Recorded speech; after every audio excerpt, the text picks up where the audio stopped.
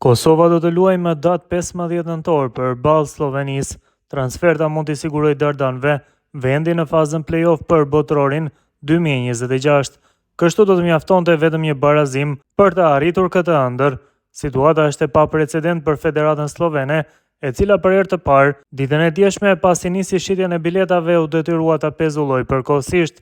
Shkak janë bërë kërkesat e larta që po vinë nga tifozët e Kosovës për të qenë të pranishëm në stadium për këtë ndeshje historike të Dardanëve. Për blerjen e biletave në sektorin e mysafirëve, ju lutemi kontaktoni Federatën e Futbollit të ekipit mysafir. Gjatë blerjes së biletave në sektorin për tifozët sloven, duhet të respektohen rreptësisht të gjitha rregullat dhe udhëzimet e përcaktuara nga organizatori. Hyrja në stadium përveç sektorit të mysafirëve nuk do të lejohet me simbole të përfaqësuese së Kosovës, njoftohet për blerjen e biletave. Kështu të gjitha tashmë menaxhohen nga Federata e Futbollit të Kosovës.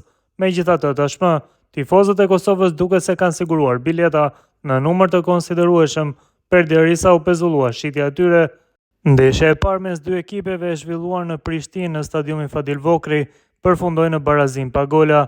Ndërkohë grupi B u udhëhiqet nga Zvicra me 10 pikë.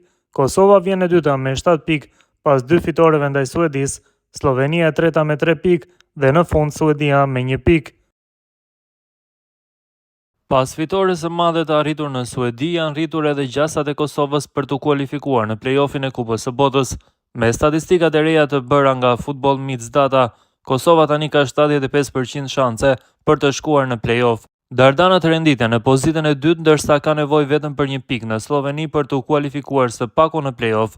Matematikisht Kosova ka gjasa edhe për vendin e parë, veçse është e vështirë meqense Zvicra duhet të dështojë të fitojë ndaj Suedisë e njëkohësisht tim poshtim ata në Fadil Vokri.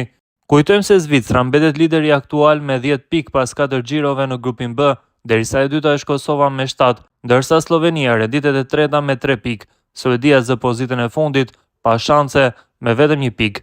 Por si mund të shkojë Kosova në botror përmes fazës së play-offit? Në fazën e grupeve, 12 skuadra që përfundojnë në vendin e dytë kualifikohen në barazh, në këtë rast edhe ekipi jon kombëtar. Përveç këtyre 12 kombëtarëve, 4 skuadra shtesë do të zgjidhen nga ato që kanë qenë fituese grupesh në UEFA Nations League 2024-2025, por që nuk arritën të përfundojnë në vendin e parë apo të dytin në grupin e kualifikimeve. Këto 16 skuadra do të ndahen në 4 rrugë në play-off, secila rrugë me nga 4 skuadra. Në çdo rrugë të barazhit do të luan nga 2 raunde, nga një ndeshje gjysmëfinale dhe finale.